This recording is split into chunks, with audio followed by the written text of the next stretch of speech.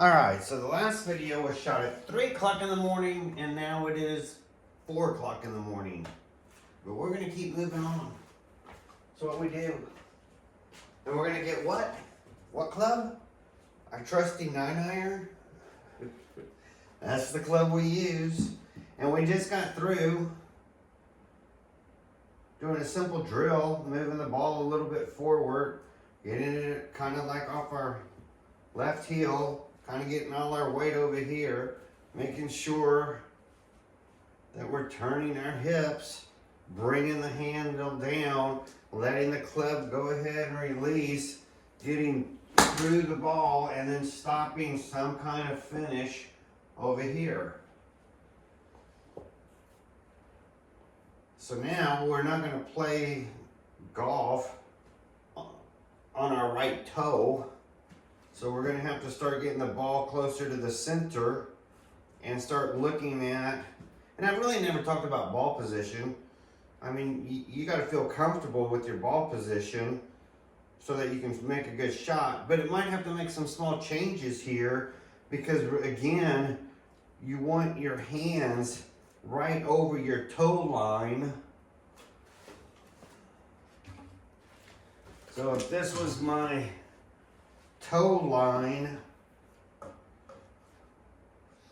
then I want my hands right above this tube so that when I make my changeover, I can feel I can come through and keep that angle here. So that's an important thing.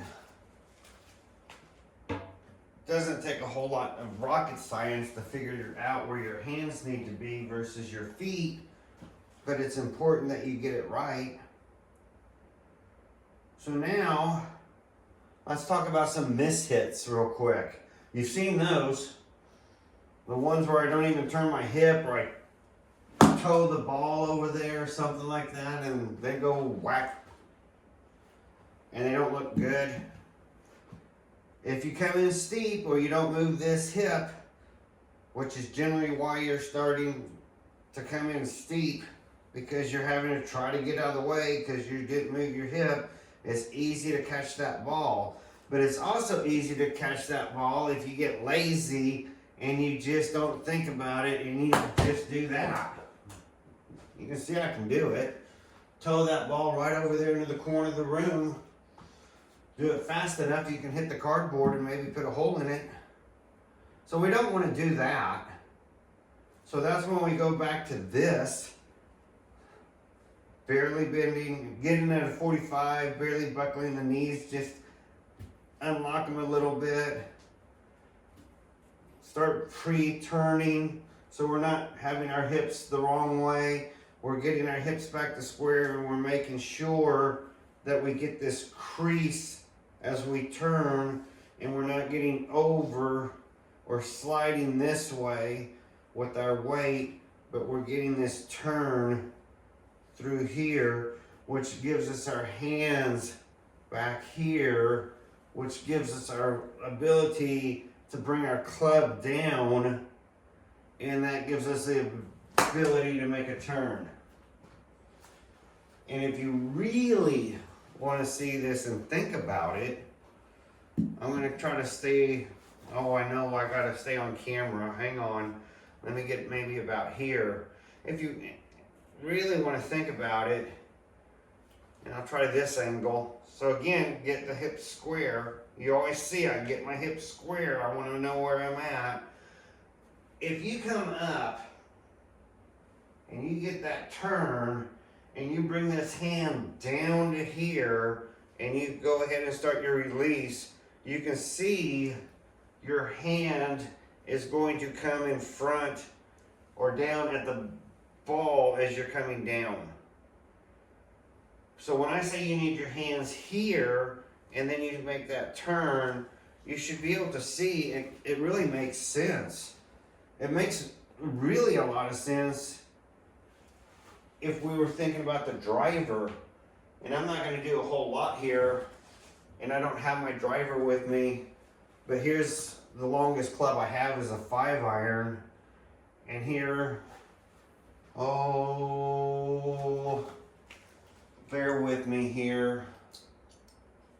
ball. Here, I got something. Biggest tee you've ever seen. But we put our ball up on our tee, so it tells us we're trying to hit up on the ball to get more distance with our driver. And a lot of people will call this, or some on YouTube or the internet, they'll say you need to drop vertically. So with your driver, you're going to come here and you're going to let the hip go over, and you're just dropping your hands here. So if you think about it, you're trying to get your hand back to where I always say you want it, but as you come down, you're turning. So you're coming down to here and you're turning. Well, on a driver, again, if you get this to drop here, and see how I start moving my hip this way, and then I drop to turn, that's what gives me a little bit of leaning back, so my driver can come up, and instead of hitting the tee, I can hit the ball. So if we ever talk about drivers, you're gonna find out it's pretty easy. I mean, really, what was I trying to accomplish there? I'm just dropping my arms vertically down behind me and turning so that my driver comes into the ball. So you're going to learn a lot of things when you start looking at compressing. So back to my trusty 9-iron. It's pretty well the same thing here. You're wanting to square the hips, make sure you can turn right butt cheek replacing the left, get the hands up, use the thumb to help push in the pad. You know, you're using your pad, but you're feeling it with your thumb because you got your 2 fingers here. You can push down to get more lag, and the lag is just getting this as quickly as you can back to that 90. So now I'm here, and all I'm really doing is trying to drop my hands. That's why I say get them forward to here. And as you do that in turn, your club releases. And if you get forward a little bit, that's what gives you the ability to hit through the ball. 4 o'clock in the morning, they won't be perfect every time through my quick examples. But you will see, you'll start being able to hit lower shots. Now, any golf swing is going to take some kind of timing issue. The best one, turn everything, didn't really take a whole lot of anything. Simplest golf swing I know how to teach, and I'm not a teacher. I just came up with something that was easy for me to understand. But now, get square, can I make this turn this way? It's almost like you're turning the opposite of this. You're trying to get here and get that turn. You just don't want that knee to cross over. You really don't want to lift the heel. But for some of you, you might find that you have to lift the heel a little bit. That's okay. The whole thing is you want to get down and into the ball. And if they're thin, again, shoulder rotation. So there's our first one.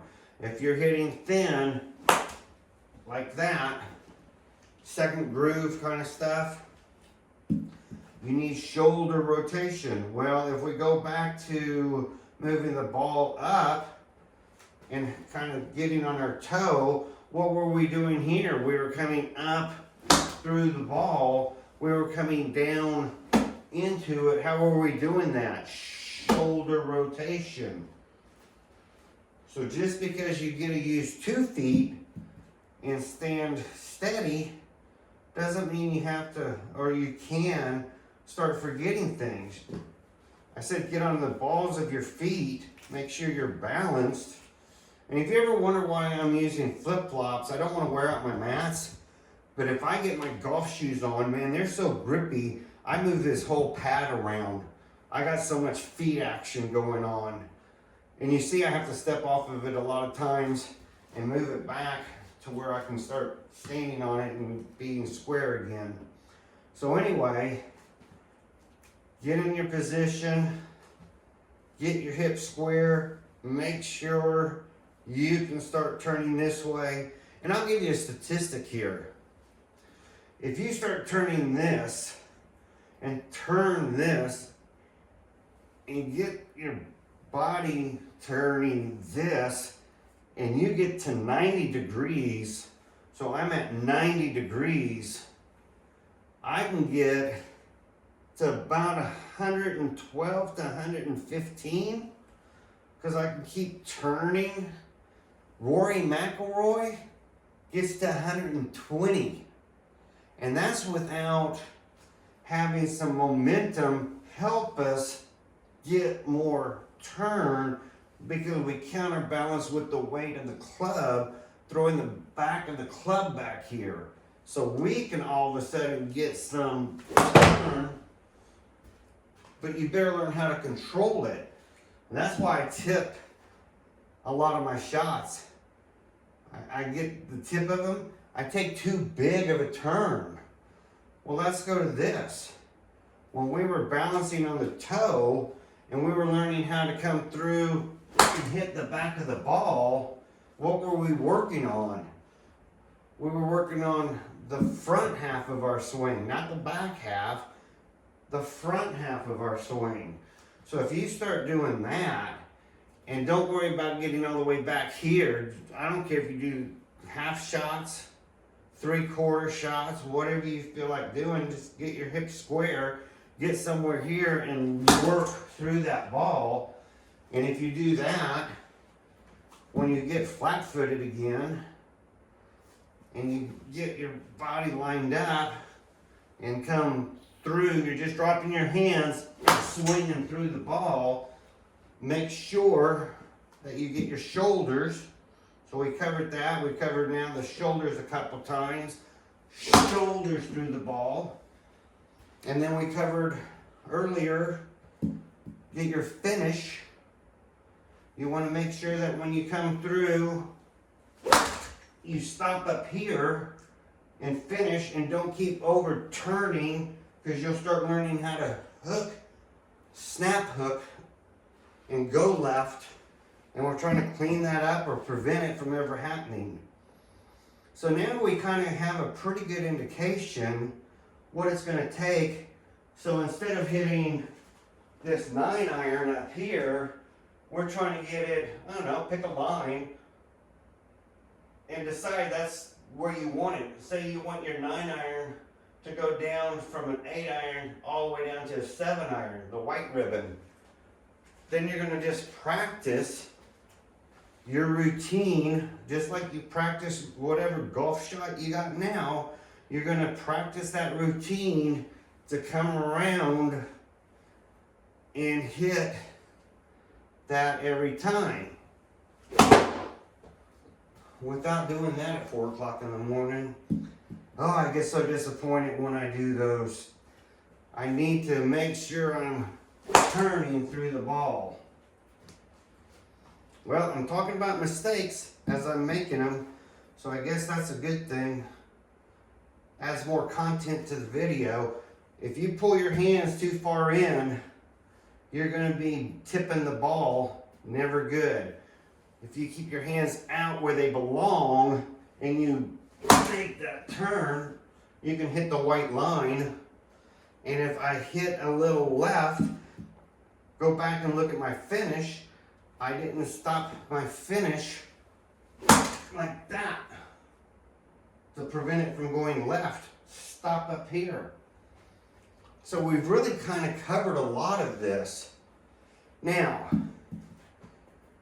I think I've talked about it in some videos about hitting like a girl. Man, just come here and get whippy.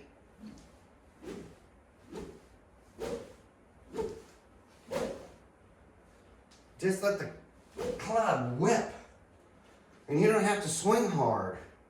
I'm talking about let the club whip. Let it pass those hands. Learn how to release. Once you learn that, that's when you start, if you don't want to compress a ball, but you want to look smooth and sexy, that's when you start working. See how I'm getting the hips? That should be trained into you. Get those hips so that you know where they're going to go. Then get here and start working on that. And when you work on that, make sure you're working on this. The more you're comfortable moving around your spinal cord of your back and you're not using more something else where you're tweaking and side bending and tweaking just part of your back, you're going to be better off. So, what else can we talk about? How about we talk about, am I using my hip or my hands to start the swing? And what do I mean by that? Well, that's what I mean. You can come here. See how I got my hands through there first and I let the hip follow. And that's hand speed. And you're going to have your people, like the fishing lures or the beer, you got to get your hands through there. Well, if you want to do that, you still need to have an angle of attack coming down, but you can get your hips to stall a little bit and get your hands through there. I tend, on the shorter clubs, not the long irons, the short irons, to thin a little bit when I'm getting my hands through there, because your hands are traveling so fast, unless you're throwing them down at the same time to make sure they don't hit thin, you tend to come across the ball, and I tend to. You may not. I tend to come across the ball and hit thin.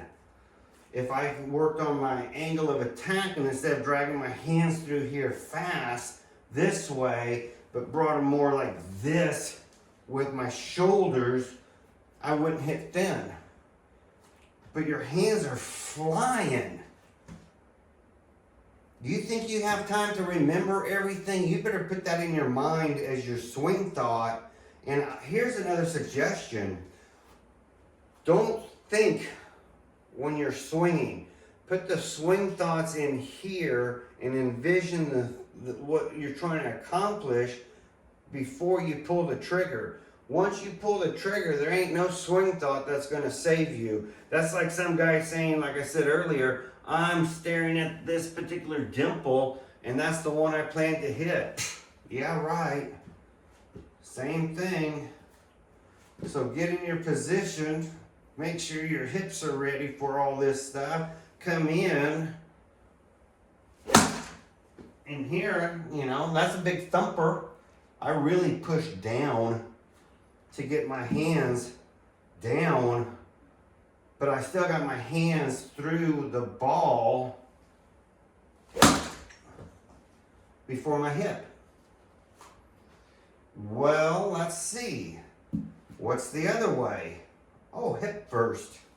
So now, you've heard them say where you're supposed to come up, and as your arms are still coming up, your hips are starting to turn. You've seen people say that, go this way, and see how that produces that whip back here like a Jim Furyk, and then he can get through that ball. Because he wants to get that whip and get the hips first. So if you get the hips out of the way, man, life can be great. Because you can sit here and let the hips help pull that hand speed. Until you get this down, you know, that last one was thin. Told you, I'll always admit to my mistakes. 4 o'clock in the morning, 4:20.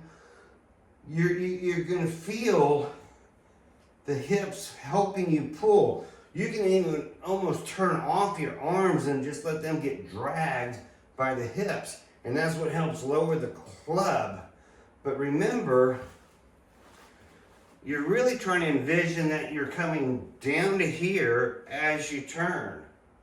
So you can see how that gets you through the ball and gets you hitting into the front of the ball area and not behind the ball. Swinging 100 miles an hour is, chances are you're going to thin a lot of balls. So what if we slow this down and come up here and stop and then go through? A little better. I don't need to pound the ground. I just need to make good contact and again strike the match after the ball. That's all your goal should be. You don't want to start leaving big old hairy divots. You still want to have a nice Tiger Woods dollar bill divot, whatever. You want something that's applicable to your swing style. And just like your regular swing now, you might hit fat, you might hit thin. How can I fix fat? If I'm hitting fat, I'd rather hit fat because I can fix fat. Thin's a little bit more, you have to think about it. To fix fat, if you're hitting fat, chances are you're not turning and using your shoulders. And when I say fix fat, if you're not too fat on the ground, hitting behind the ball, if you're not too fat, you don't have to do much, but just turn just a hair more. That makes it take longer for your swing and a larger arc to come down, and that'll thin that little bit of a fatness for you. And that's on anything. I don't care if you want to go back to the beginning and just do the good old turn everything. If you're hitting fat, it's because you're expecting this big swing and you didn't take it, but you dragged the club through there with your body, so your hand's still getting down and you were fat. You want to slow down fatness, make the swing a little bit larger, and then you can just pick it off the ground. You're going to spin the ball. If you start doing this, and I tell you, you watch that ball start off low, start raising up in the air, get to the top height, and then drop. And it drops on that green. It's a lot of fun. That's why we're here tonight. We're trying to learn this. So if we go from a 9-iron and jump to a 5-iron, the big club, we're going to have to change the speed of it, longer shaft. We're going to have to change our angle of attack maybe a little bit. You don't need to thump a 5-iron really fat into the ground. You can be more flush on your hit. You don't want to be thin. Thin shots are never good. God, they kill my arm. If you only knew how much pain I go through when I don't quite hit the ground in that bam, God, it kills my arm. So we don't want you to do that.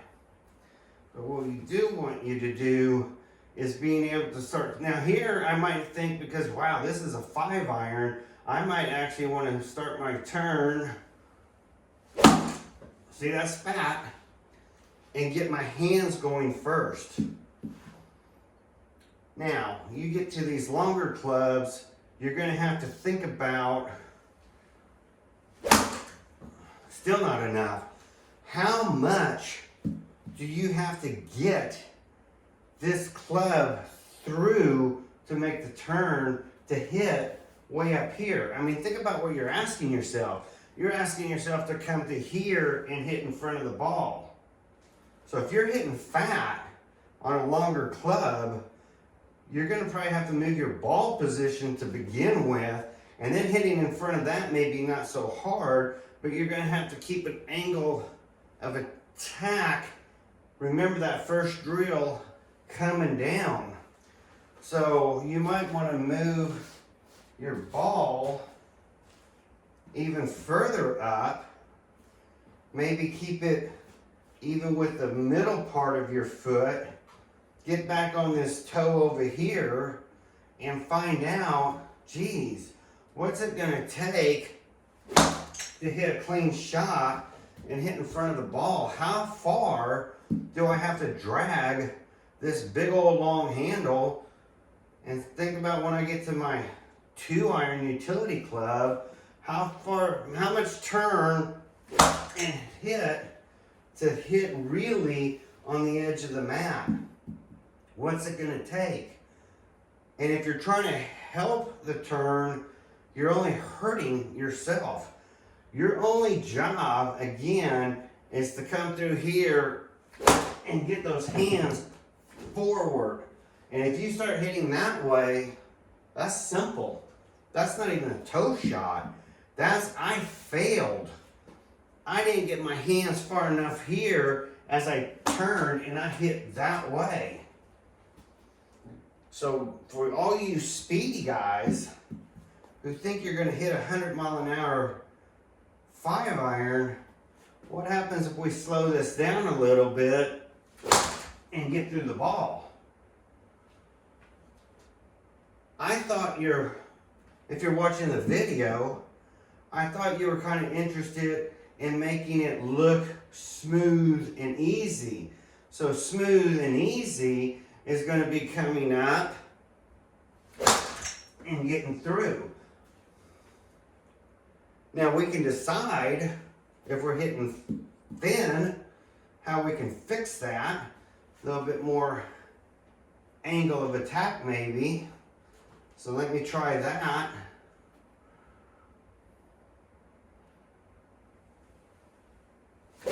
There we go. So if this is a 5 and all of a sudden I'm hitting below the 5, I'm starting to compress the ball. What did I not do on that last shot?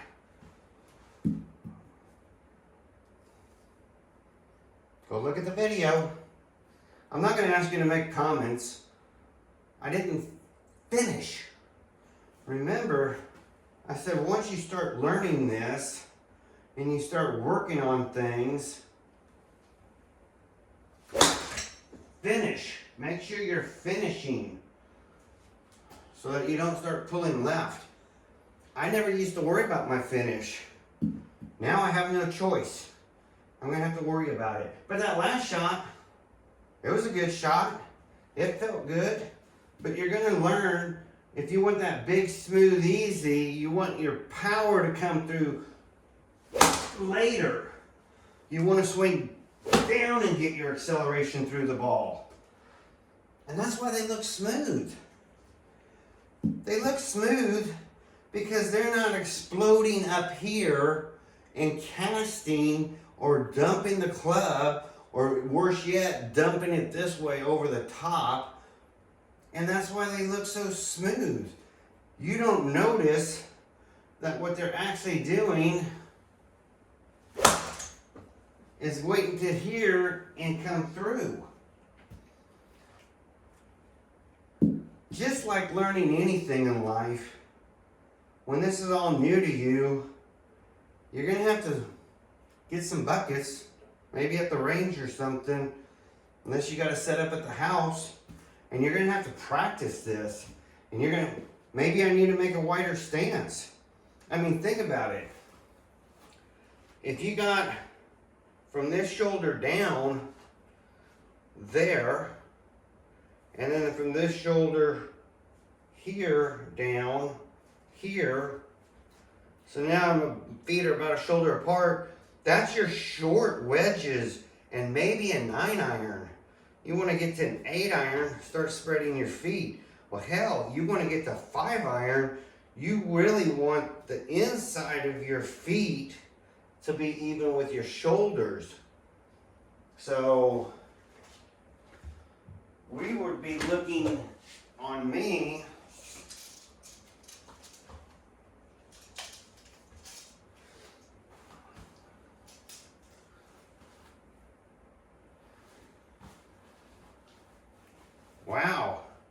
That's pretty wide, but that's the outside of my shoulders. So maybe my big toes could be on the line, and then I feel like I can still get this turn going and working with that kind of a distance. I don't know. Let's see what we got here. I used to have my feet a lot wider. Most people don't have their feet wide enough in their golf swing. So now I'm just making sure, maybe not quite off the ear, but maybe just more like off the cheek. That's where I'm going to put my ball position. And you're going to have to find it. You know, and then are my hands, am I on the balls of my feet? Are my hands where I want them? Am I leaning over with my knees slightly cooked? Am I making sure I can make this opening and shutting the door this way so that my butt cheeks is going back?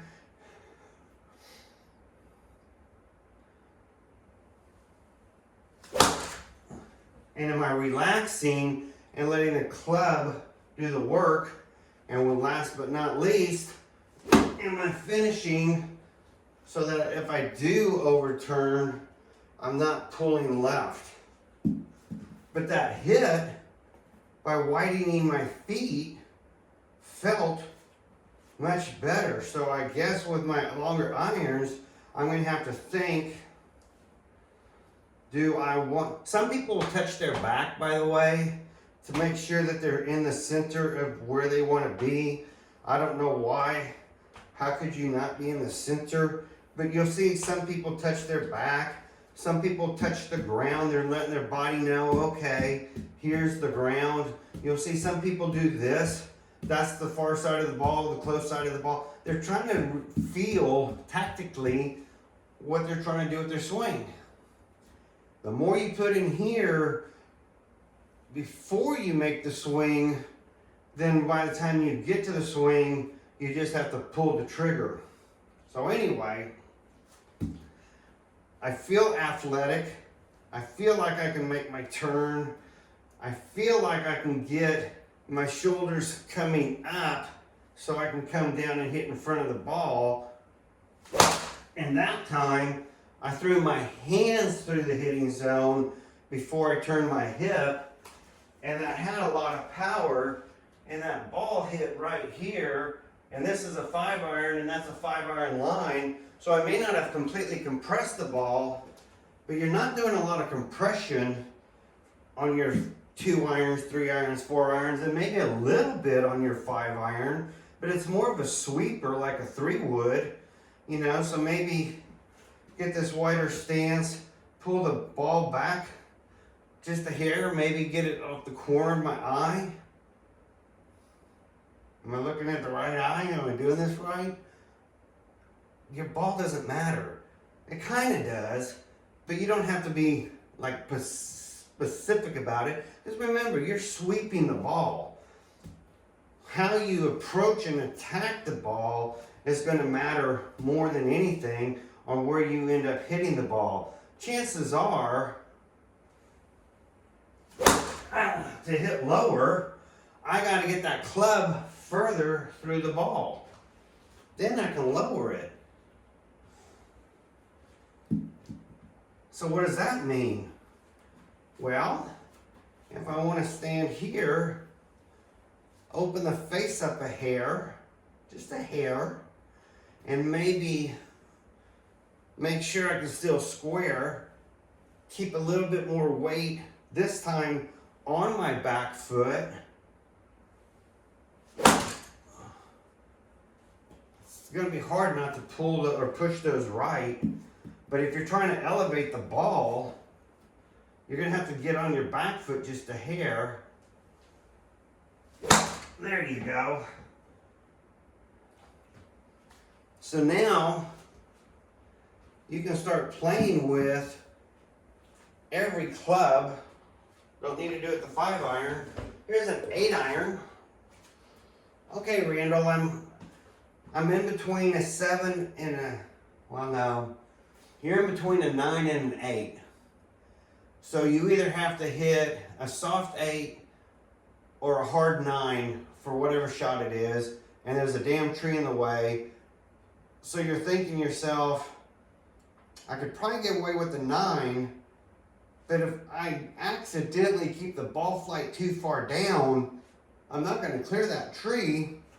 But if I can take an 8 and hit it intentionally higher, so now instead of thinking, God, I need to get my hands back to here as I come through for compression, I'm going to get my hands up a little bit. And that's where you're going to have to learn, play with these clubs, learn how to keep it square, learn shoulder rotation, learn how to come through here.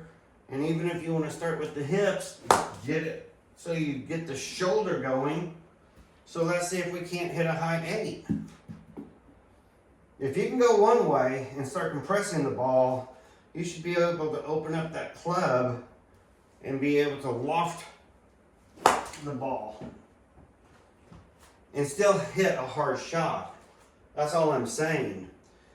If you feel like you can't compress the ball, you can always go back to putting it closer to your left or your lead side and hitting through the ball to remember what it feels like to get that club all the way over to your left leg. But if you just think about it, all you're doing is coming to here and rotating. So it doesn't seem like it would be that hard. So sometimes we tell people, feel like you're leaving your back shoulder as long as you can facing that way and let your hips start going this way. And so that's why some people like to lead with their hips, because they're trying to leave the back as long as they can. But what they're having to also do is they're having to lean a little bit. So let's say you want to do that. Let's say you want to come here and get the hips going. See, they lean, but you don't want to get, but you better be doing something here with your shoulders to help catch you up. Because the last thing you want to do is pin your arms back here, because now you're stuck, and there ain't nothing you can do but flip the ball. You're gonna look like a seal a fish out of water. I don't know, something. Me, a whale, whatever. So anyway, let's hit some balls for a change.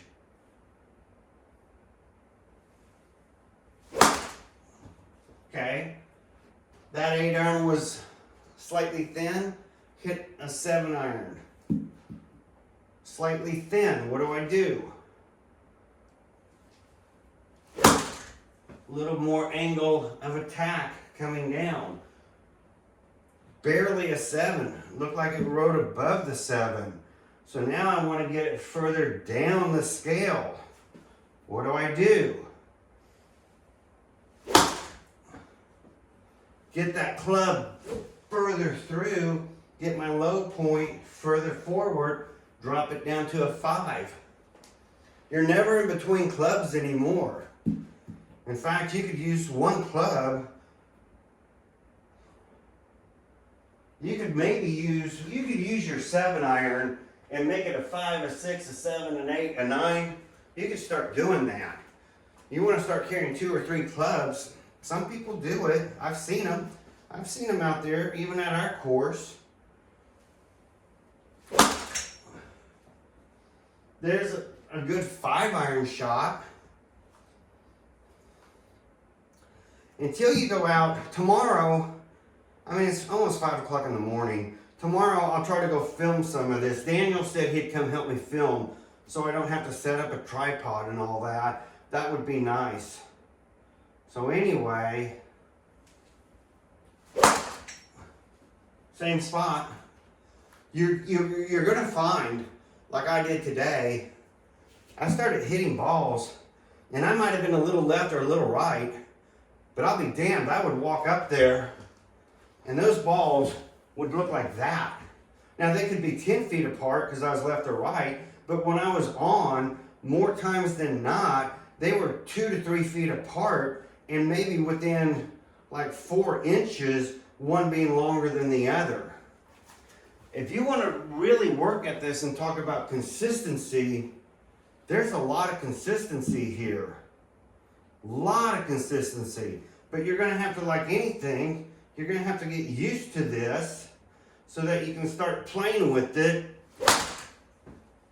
and compressing and hitting good balls. I have a choice. I can either continue this video, but I have a feeling it's getting long, or I can start another one. So I think when we start looking at wedges and how you're going to have to not turn off the ball so far, but you're going to have to almost lean into the wall to really start doing some good work with your wedges to get your wedges down flighted. So that's all I'm going to say about wedges real quick. If you want to really flight your wedges down, now see how I'm pulling right? I have to correct for that because I'm not taking as big of a swing. But I'm trying to flight, I mean really flight and kill this club down. And then anytime you start working with these clubs and these shots, the more you can relax and hit through, and it might not compress as much, but for those who want it to look smooth and sexy, like they just knew what they were doing, and they want to get the same hit under the ball and get spin and hit things onto the green, whether it's a wedge or a 9-iron or whatever, and they learn how to get those hands through the ball, and they learn how to get that body in front of the ball, and they learn how to keep things straight so they can compress, and they learn how to stop and don't take any more of a following swing, a finish than necessary, you're going to start having a lot of fun. And then all of a sudden, man, you can just chip and pitch, and you're hitting through every ball, and you can still hit soft. And so there's going to be a lot of things that even that turn everything is going to feel like, man, I know where I'm contacting. So I would say half the time, you should still be practicing that turn everything. See, that was wrong.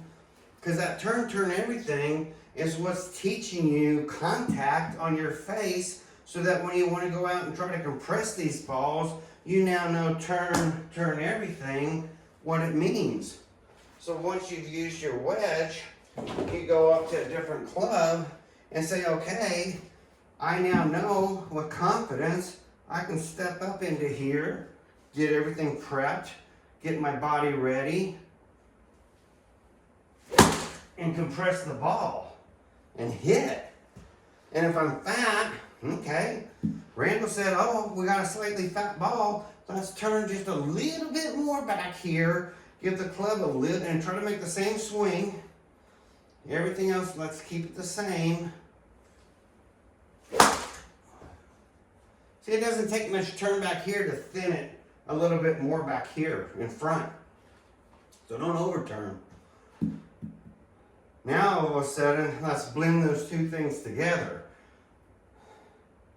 Let's get a little bit more back turn and a little bit more steeper and smoother.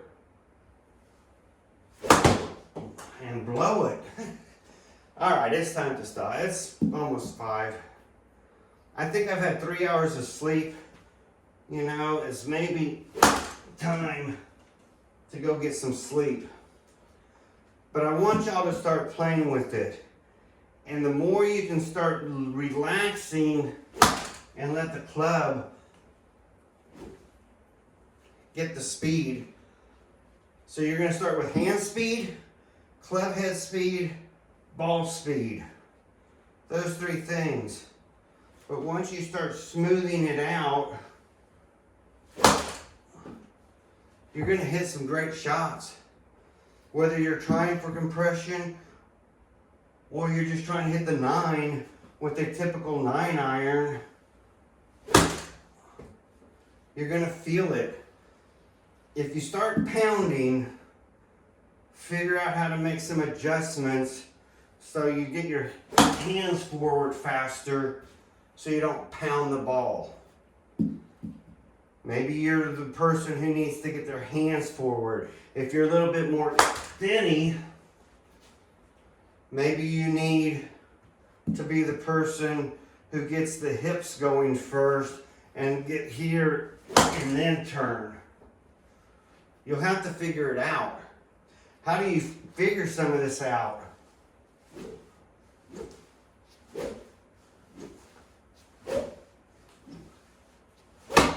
There we go. Move. Figure out what you want to do. Do I want to throw my hands through first? Or do I want to get my hips going? Would that kill my back?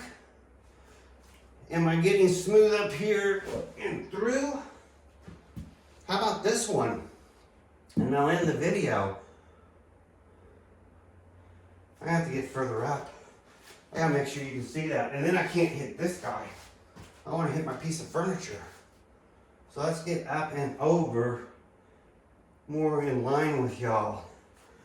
When I'm back here, instead of just being here and trying to hold this to get some lag, what if I get here and throw this as far this way as possible, almost cupping this wrist here with a big bow, not cupping but bowing, so that I can really try to get the shaft to touch part of my shoulder to get as much lag as possible, and maybe instead of keeping a straight arm, allow the arm to bend a little so it's like I'm pulling a quiver out of my arrow pouch and getting as much lag. What happens if we try that?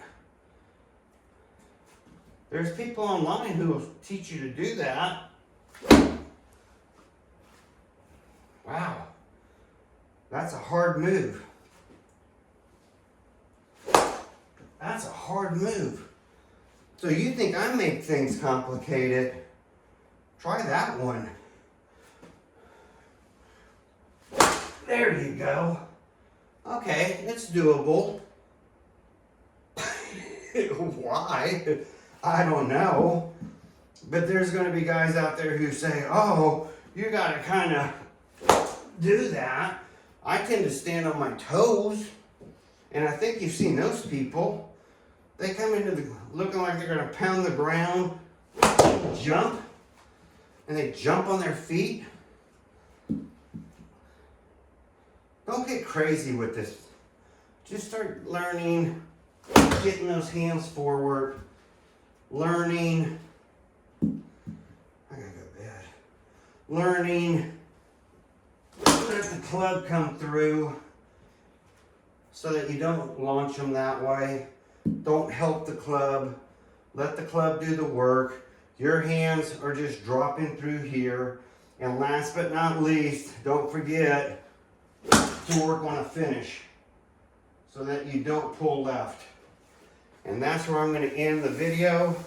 By the time I load this up, it'll be 6 o'clock in the morning. Tomorrow I'll try to get out to Jumbo Evans and hit live. I'll hit some practice balls. Try to keep it within range where the camera can watch it and let you watch compressed balls. And maybe you'll be excited enough to at least go give it a shot and try it. I don't know. I hope so. Night.